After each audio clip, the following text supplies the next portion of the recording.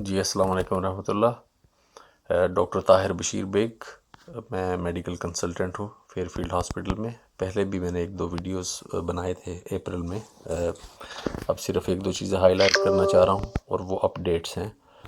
Number 1 کہ corona virus جو ہے وہ اس کا ویٹ زیادہ ہوتا ہے، اس کی وجہ سے کھانسی یا سنیز کرنے سے، چھینکنے سے یہ سرفیسز پہ ابھی جو نئی ریسرچ آئی ہے آسٹریلین ریسرچ سینٹر کی، تو اس میں یہ ہے کہ یہ 28 دن تک جو پیسے ہیں، روپے، ان نوٹس پہ رہ سکتا ہے، آپ کی شیلف ٹاپس جو ہیں ان پہ رہ سکتا ہے، اور یہ آپ جب ٹچ کرتے ہیں، اپنی آنکھوں کو ملتے ہیں یا ناک یا منہ سے، یہ آپ کے اندر جا سکتا ہے، کیونکہ وائرس کو ایک ہوسٹ چاہیے ہوتا ہے آگے ملٹیپلائی کر کے پھیلنے کے لیے۔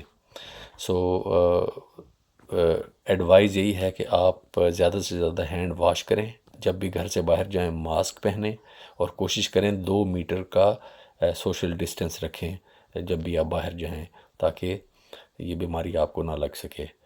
اگر خدا نخواستہ آپ کو سمٹمز آئیں، جن میں سب سے کامن کھانسی ہے، اور بغیر بلغم کے 1 گھنٹے یا 1 گھنٹے سے زیادہ اگر کھانسی کا اٹیک آتا ہے اور دن میں 3 دفعہ آتا ہے، تو آپ سسپیکٹ کر سکتے ہیں کہ آپ کو کرونا وائرس ہو سکتا ہے۔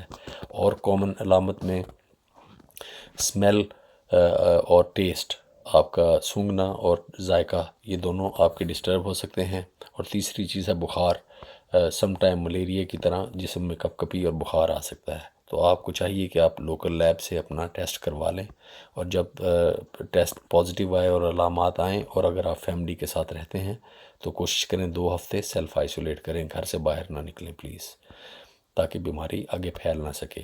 ماسک پہنیں، ہینڈ واش کریں، اور سوشل ڈسٹینس رکھیں باہر جانے پہ۔